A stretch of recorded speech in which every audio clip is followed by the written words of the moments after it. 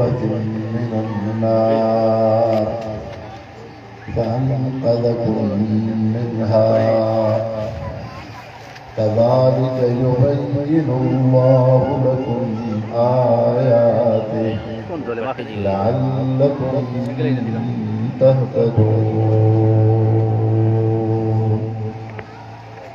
قال النبي صلى الله عليه وسلم: مثلي ومثلكم كرجل استوقد نارا فلما أضاءت حوله جعل الفراش وهذه الدواب التي يقعن يضحكن فيقتهمن فأنا آخذ بحجركم وأنتم تقحمون إلى النار. सब दोस्त अहबाब दिल की मोहब्बत से दुरूद शरीफ अल्लाहुम्मा सल्लि अला सय्यिदिना मुहम्मदिन नबिय्यिल उम्मी व आलिहि व बारिक व सल्लिम अदद कुल्ल मालूम लक दाइमन अबदा.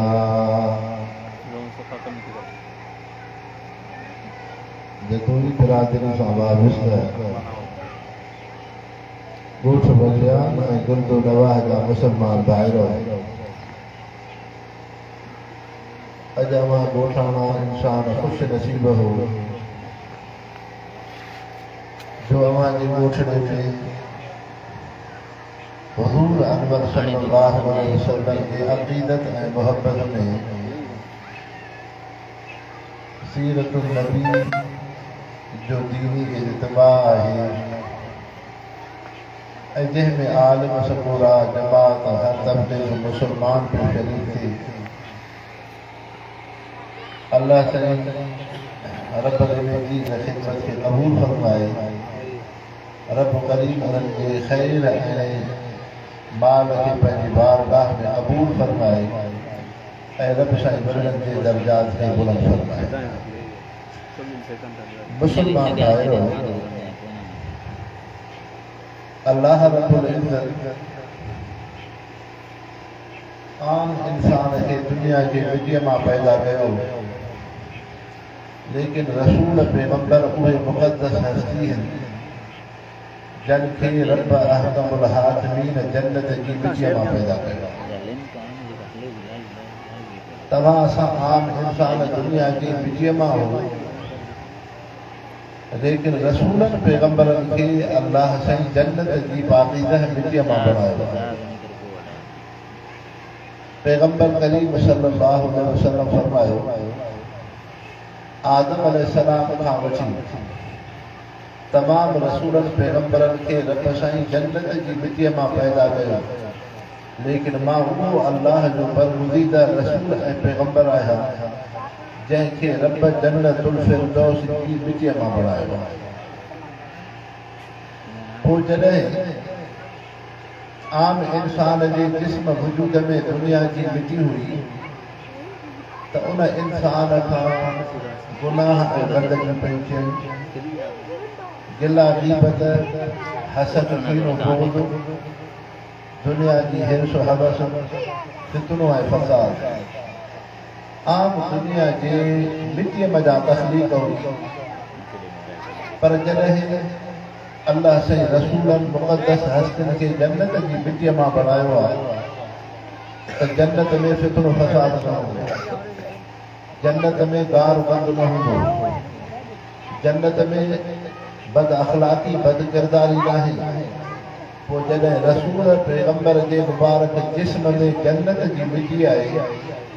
त जॾहिं अल्लाह जो रसूल पैगंबर दुनिया में रहंदो आहे त दुनिया जी ज़िंदगी रसूल पैगंबर जी जन्नत वारी आहे. इन जे करे हज़रत अनस रज़ियल्लाहु अन्हु सहाबी आहिनि, फरमाइनि था लम यकुन रसूलुल्लाह सल्लल्लाहु अलैहि वसल्लम सब्बाबन वला फ़साक़न. पैगंबर करीम सल्लल्लाहु अलैहि वसल्लम जे मां ख़ादिम आहियां, पर सहाबी शगूर फरमाए थो कॾहिं बि हुजूर अनवर सल्लल्लाहु अलैहि वसल्लम की मुबारक ज़ुबान मुबारक खां गार बंद जो लफ़्ज़ न निकितो ऐं फिस्को फुजूर बद अखलाक़ी के लफ्ज़ जो तसव्वुर कयो. त मुसलमानों जे लाइ रसूल जे जिस्म में जन्नत जी मिटी, तव्हां असांजे जिस्म में दुनिया जी मिटी हुई। तुंहिंजे मुंहिंजे जिस्म मां पघर अचे त बदबू थी पए, लेकिन रसूल पैगंबर जे जिस्म जो जॾहिं जन्नत जी मिटीअ मां आहे, अल्लाह से जे पघर में मुश्क अंबर खां वधीक ख़ुशबू लॻंदी। बीबी उम्मे सुलैम रज़ियल्लाहु अन्हा साहब औरत है, फरमाए थी मां पंहिंजे पुटड़नि खे हुज़ूर पाक सल्लल्लाहु अलैहि वसल्लम जी पघर हणंदी हुअसि। पोइ जॾहिं मुंहिंजा पुटड़ा साहब सबूरा ईदगाह में अचनि त उन्हनि जे कपिड़नि में ख़ुशबू आम दुनिया जे ख़ुशबूअ खां वधीक हुई। हज़रत अनस ऐं हज़रत अब्दुल्लाह रज़ियल्लाहु अन्हुमा था फरमाइनि, असांखे अंबर महबूब मुस्तफ़ा जो पघर मुबारक हणंदी आहे, जंहिं पघर जी ख़ुशबू दुनिया जे मुश्क ऐं अंबर खां वधीक। तंहिंजे करे इंसानो दुनिया जूं ख़ुशबू इन ये महबूब मुस्तफ़ा जे पसीने ऐं पघर मुबारक सां नथी पहुची सघे। सहाबा फरमाइनि था, जॾहिं हुज़ूर अनवर सल्लल्लाहु अलैहि वसल्लम सां असां हथ मिलाईंदा हुआसीं त महबूब मुस्तफ़ा जो हथ जंहिं इंसान जे हथ सां मिलंदो हो, उन जे हथ में बि ख़ुशबू ईंदी। एतिरे क़दुरु अम्मा आयशा तय्यबा ताहिरा रज़ियल्लाहु अन्हा थी फरमाए, हुज़ूर अनवर सल्लल्लाहु अलैहि वसल्लम जंहिं ज़मीन ते पंहिंजी हाजत फरमाइनि, बोल बराद फरमाइनि, ज़मीन उन बोल बराद हाजत खे कीअं छॾींदी हुई ऐं उन मिटीअ मंझां ख़ुशबू ईंदी हुई। मालूम थियो त नबीअ जे जिस्म खे अल्लाह साईं जन्नत जी पाकीज़ा मिटीअ मां बणायो। ऐं इंसानो तव्हां असां दुनिया जे जिस्म मां हुआसीं त तुंहिंजे मुंहिंजे जिस्म ते मखी पई वेही। महबूब मुस्तफ़ा अल्लाह जा रसूल पैगंबर आहिनि, जॾहिं रब उन्हनि खे जन्नत जी मिटीअ मां बणायो आहे त महबूब मुस्तफ़ा जे मुबारक जिस्म ते मखी न वेंदी। तव्हां सां इंसान ज़ुबान खां वात खां लिब अचे त उन में उहा तासीर ऐं शिफ़ा न आहे, लेकिन अल्लाह जे रसूल पैगंबर जे लिब मुबारक में रब साईं उहो कमाल ऐं उहा शिफ़ा रखी हुई जो हज़रत अली रज़ियल्लाहु अन्हु जे ख़ैबर जी जंग में अचनि, साईं अखि जो दर्द ऐं तकलीफ़ है त महबूब मुस्तफ़ा पंहिंजी लिब मुबारक हई हज़रत अली रज़ियल्लाहु अन्हु जे अखियुनि मां दर्द ऐं तकलीफ़। अहिड़े तरीक़े सां सहाबी सबूरो पंहिंजे अखि जो तारो हथ ते खणी आयो, साईं दुश्मन तीर हयो आहे जंहिंजे करे अखि ॿाहिरि निकिरी आई। हाणे हुज़ूर अनवर सल्लल्लाहु अलैहि वसल्लम जन पंहिंजी लिब मुबारक अखि जे कोपे में हणी उन सहाबीअ जो तारो उन अखि जे कोपे में रखनि था। सहाबी जो फरमाए, अहिड़ी नज़र दीद हुई जो पूरी ज़िंदगी उन अखि में दीद ऐं नज़र मुंहिंजी कमज़ोर कंदो। अल्लाह से महबूब मुस्तफ़ा जे लिब मुबारक खे शिफ़ा वारो बणायो। हज़रत अब्दुल्लाह बिन अदीक रज़ियल्लाहु अन्हु सहाबिया गुस्ताखे रसूल खे क़त्ल करे आयो। जॾहिं हेठि सहाबी लाकड़ खां लथो, उनजी पिनी भॼी पई। उहो सहाबी सबूरो मनगाईंदे मनगाईंदे महबूब मुस्तफ़ा जी ख़िदमत में आयो। साईं अल्लाह जा रसूल जंहिं गुस्ताखे रसूल अमा जी बेइज़्ज़ती बि कई उनखे क़त्ल करे आयो। अल्लाह जे नबीअ दुआऊं ॾिनियूं, चइसई लाकड़ खां लहंदे मुंहिंजी पिनी भॼी पई। हुज़ूर अनवर सल्लल्लाहु अलैहि वसल्लम फरमायो, अब्दुल्लाह पंहिंजे जंग खे सिधो कर। सहाबीअ जंग खे सिधो कयो। महबूब मुस्तफ़ा लिब मुबारक धक ऐं उन जे ज़ख़्म जी जॻह ते हलिया। सहाबी जो फरमाए, पूरी ज़िंदगी उन जंग में मूंखे दर्द ऐं तकलीफ़ बि वधी। इंसानो ए अल्लाह जे रसूल जो मक़ाम है। पैगंबर करीम सल्लल्लाहु अलैहि वसल्लम जॾहिं जन्नत जे मिटीअ मां उन्हनि जो वजूद आहे, जन्नत जे मिटीअ मां वजूद आहे। तव्हां असां इंसान ज़ुबान ते गार कंदो हो ऐं लेकिन अल्लाह जे नबीअ जे मुबारक ज़ुबान ते अल्लाह जो ज़िक्र हो। अम्मा आयशा तय्यबा ताहिरा थी फरमाए त कान रसूलुल्लाह सल्लल्लाहु अलैहि वसल्लम यज़कुरुल्लाह कुल अहयान। हुज़ूर अनवर सल्लल्लाहु अलैहि वसल्लम जी उहा मुबारक ज़िंदगी हुई जो महबूब मुस्तफ़ा हर वक्त अल्लाह जे ज़िक्र में मशगूल पंहिंजे रब खे पिया यादि कनि। एतिरे क़दुरु तहावी शरीफ़ हदीस पाक जो किताब आहे, उन में रिवायत अचे थी त महबूब मुस्तफ़ा फरमायो मां उहो अल्लाह जो रसूल आहियां त याने जेकॾहिं मां बिस्तरे ते सुम्हां निंड कयां तनाम ऐनाय भला तनाम क़ल्बी मुंहिंजे अखि खे त निंड हूंदी आहे लेकिन मां मोहम्मद मुस्तफ़ा जी दिल ऐं ज़ुबान अल्लाह जे ज़िक्र में मशगूल अल्लाह जे ज़िक्र में मशगूल हूंदी आहे। उम्मे हबीबा रज़ियल्लाहु अन्हा हज़रत अबू सुफियान जी न्याणी आहे पीउ खां अॻु में मुस्लमान थी वई मुस्लमाननि जी अमल आहे हाणे अबू सुफियान अञा मुस्लमान न थियो आहे पंहिंजे धीअ जे घर घुमण आयो उम्मे हबीबा रज़ियल्लाहु अन्हा जेको बिस्तरो पाक विछायल हो पीउ जे वेहण खां पहिरियां उन बिस्तरो खयो खटड़े ते अबू सुफियान वेठा अबू सुफियान पंहिंजे न्याणीअ धीअ मुस्लमाननि जे अमल हज़रत उम्मे हबीबा रज़ियल्लाहु अन्हा खे चवण लॻो छा पीउ सां इहो काम कबो आहे त पीउ खे बिस्तरे ते न विछाइजे त उम्मे हबीबा रज़ियल्लाहु अन्हा चवण लॻी हा अबू सुफियान जो बराबरि मुंहिंजो पीउ आहे तुंहिंजी पंहिंजी जाइ ते अदब ऐं एहतराम आहे लेकिन ऐं अबू सुफियान तोखे ख़बर कोन्हे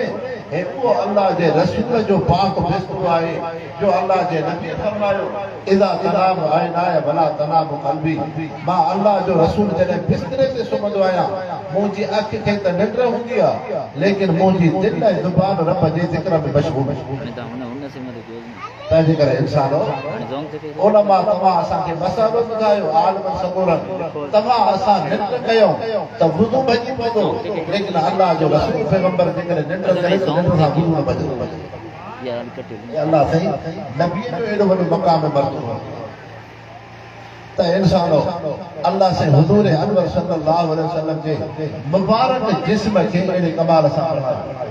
हज़रत उस्मान रज़ियल्लाहु अन्हु साहब चेतो नाबीनो सहाबी हुजूर अनवर सल्लल्लाहु अलैहि वसल्लम जी खिदमत में आयो साईं अल्लाह जा रसूल मुंहिंजे अखियुनि में नज़र आहे दीद कोन्हे मां रब जे रज़ा ते राज़ी आहियां पर हिकिड़ो अर्ज़ु पियो कयां त दुनिया में मूंखे दुनिया जे ॾिसण जो शौक़ु कोन्हे बसि इहा हिकिड़ी तमन्ना आहे त रब महबूब मुस्तफ़ा जे चेहरे अनवर जो दीदार हाणे हज़रत उस्मान साहब भी तो चवे हुजूर पाक सल्लल्लाहु अलैहि वसल्लम बदर घुरायो ओ पाक सल्लल्लाहु अलैहि वसल्लम जन वुज़ू फरमायो हाणे जने वुज़ू पिया करन त वुज़ू जो पानी उन हेठ थाम में गॾु पैगंबर करीम सल्लल्लाहु अलैहि वसल्लम जे पाकीज़ा जिस्म जे वुज़ू जो पानी वो थाम में गॾु पियो थिए हाणे हुजूर अनवर सल्लल्लाहु अलैहि वसल्लम जॾहिं वुज़ू कयो उन नाबी ने साहब खे फरमायो मां मोहम्मद मुस्तफ़ा जे मुबारक जिस्म वारे वुज़ू वारे पाणीअ सां तूं वुज़ू कर ऐं बरकाता नमाज़ पढ़ अल्लाह से तुंहिंजे अखियुनि में नज़र दी हाणे उन साहबीअ हुजूर पाक सल्लल्लाहु अलैहि वसल्लम जे वुज़ू ऐं पेरनि मुबारकनि जे पाणीअ सां वुज़ू कयो आहे जॾहिं वुज़ू करे बरकातू नमाज़ पढ़ी जॾहिं साहबीअ सलाम वरायो हज़रत उस्मान बिन तलहा रज़ियल्लाहु अन्हु साहबी तो फरमाए मुंहिंजी नज़र उन साहबीअ जे चेहरे मुबारक ते हुई जॾहिं उन सलाम वरायो अल्लाह से उन्हनि जे अखियुनि में नज़र ऐं नूर अता हालांकि आलम तोखे मूंखे मसालो ॿुधाईंदा हिकिड़ो इंसान वुज़ू थो करे त वुज़ूअ में उन पाणीअ में गुनाह छॾंदा आहिनि हाणे उहो पाणी इस्तेमालु करण जे क़ाबिल कोन्हे इहो उम्मत जे पाणीअ जहिड़ा हुकुम आहे जॾहिं अल्लाह जे रसूल पैगंबर जी जिस्म ऐं उन जी ज़िंदगी मुबारक गुनाहनि खां पाक आहे हाणे मोहम्मद मुस्तफ़ा जे पाकीज़ह वुज़ूअ जे मुस्तमल पाणीअ सां जे सहाबी वुज़ू करे थो अल्लाह से उन जे अखियुनि में नज़र दीद थो अल्लाह से तव्हां असांखे अहिड़े हस्तीअ जो उम्मती बणायो तंहिंजे करे रसूल ऐं पैगंबर इन शइ जी तमन्ना कंदा रहिया काश के असां आख़िरी रसूल पैगंबर हज़रत मोहम्मद करीम सल्लल्लाहु अलैहि वसल्लम जा असां उम्मती रब असांखे नबूवत न हुजे हा असां आख़िरी रसूल जा उम्मती उहे नबीअ सबूरा एॾी तमन्ना था कनि पाण सल्लल्लाहु अलैहि वसल्लम फरमायो अना सय्यद वुलद आदम यौमल क़यामत वला फ़ख्र मां वो अल्लाह जो प्यारो रसूल आहियां जो क़यामत में पूरी इंसानियत जो मां सरदार हो हिते त ईअं को कबीले जो सरदार को बिरादरी जो वॾो आहे को कंहिं पार्टी जो वॾो आहे लेकिन महबूब मुस्तफ़ा जो अल्लाह से एडो बड़ो मकाम मर्तबो फरमायो अना सय्यद वुलद आदम यौमल क़यामत मां क़यामत के ॾींहुं पूरी इंसानियत जो सरदार फरमायो लिवाउल हम्द बियदी यौमल क़यामत वला फ़ख्र अल्लाह जे हम्द ऐं तारीफ़ जो झंडो मां मोहम्मद मुस्तफ़ा जे हथ में हूंदो लेकिन मां अल्लाह जे नबी खे उन ते नाज़ ऐं फ़ख्र कोन्हे अल सब्र इंजली फरमायो मां वो अल्लाह जो रसूल आहियां तवाज़ु ऐं आजिज़ी मां मोहम्मद मुस्तफ़ा जी मां तवाज़ु आजिज़ी सां रहंदो तकब्बुर गुरूर सां न फ़ख्र ऐं रियाज़ सां न बल्कि आजिज़ी सां मां अल्लाह जो नबी दुनिया जी ज़िंदगी गुज़ारी हाणे जेको लिवाउल हम्द महबूब मुस्तफ़ा जो नालो मुबारक मुहम्मद सम्झो सल्लल्लाहु अलैहि वसल्लम हा मीम दाल टे अखर है हा मीम दाल इन जी माना है हमद उन अल्लाह जे तारीफ़ ऐं ज़िक्र खे चइबो आहे जेको अल्लाह से नेमत अता फरमाए उहा नेमत थोरी थी पए मानो उन नेमत जे मथां रब जो जेको ज़िक्र हमद जो कंदो आहे उहो हमद ऐं तारीफ़ घणी थी तव्हां सां हाणे हिकिड़े इंसान अल्लाह जो रिज़्क़ खाई रब जो नेमतूं खाई पंहिंजे घरड़े में रही करे अल्लाह जे नेमतुनि खां नफ़ो वठी हिन इंसान मथां सिर्फ़ एतिरा लफ़्ज़ चया अल्हम्दुलिल्लाह अल्लाह से फ़रिश्तनि खे फरमाए तो फ़रिश्तो मुंहिंजी नेमत थोरी थी पई हिन बहाने मां रब जो ज़िक्र ऐं तारीफ़ करी हाणे हिकिड़े माण्हू खे कार 20 लखनि जी कार अथव उन ते हिन फेवड़ो रखी करे उन सुवालीअ में वेही हिन चयो अल्हम्दुलिल्लाह रब साईं फ़रिश्तनि खे फरमाए तो फ़रिश्तो मुंहिंजी नेमत थोरी थी पई हिन बहाने मां रब जी तारीफ़ ज़िक्र कयो इहो अल्लाह जो त महबूब मुस्तफ़ा जे नाले मुबारक में अहमद ऐं मोहम्मद में हमद अल्लाह जी सभ खां वधीक तारीफ़ कंदड़ महबूब मुस्तफ़ा जी बात है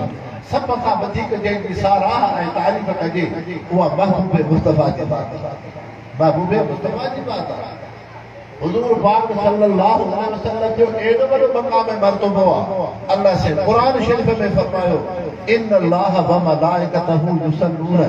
अलन नबी अल्लाह ऐं फ़रिश्ता महबूब मुस्तफ़ा ते पढ़नि था या अय्युहल्लज़ीना आमनू सल्लू अलैहि व सल्लिमू तस्लीमा ऐं मुस्लमानो मोमिनो तव्हां बि महबूब मुस्तफ़ा ते दुरूद शरीफ़ त हाणे इंसानो महबूब मुस्तफ़ा ते दुरूद शरीफ़ पढ़ण केॾी वॾी इबादत बणी हज़रत आदम अलैहिस्सलाम खां वठी 313 रसूल आया 1,24,000 कमोबेश पैगंबर आया पर कंहिं बि रसूल पैगंबर ते रब साईं दुरूद न पढ़ियो अल्लाह से दुरूद न पढ़ियो बराबर रसूलनि जो पंहिंजो मक़ाम मर्तबो आहे उन जे तख़लीक़ वजूद जन्नत जी मिटीअ मां आहे लेकिन मुहम्मद मुस्तफ़ा उहे अल्लाह जा महबूब प्यारा रसूल आहिनि जो रब साईं ख़ुदि उन्हनि ते दुरूद शरीफ़ हाणे थोरो सम्झिजो जेतो ई बिरादरी जा इंसानो महबूब मुस्तफ़ा जो छा शान ऐं मर्तबो आहे हाणे उलमा तव्हां असांखे ॿुधायो ही उहो अमल आहे हे उहो अमल आहे जंहिं अमल खे सहाबी पिया करनि ताबई पिया करनि आलिम पिया करनि मुहद्दिस पिया करनि मुस्लमान मर्द औरतूं पिया करनि सहाबी दुरूद पढ़ियो ताबई दुरूद पढ़ियो हाणे आलिम दुरूद पढ़ियो अल्लाह जे प्यारनि ॿारनि दुरूद पढ़ियो हर तबके जे मुस्लमाननि दुरूद पढ़ियो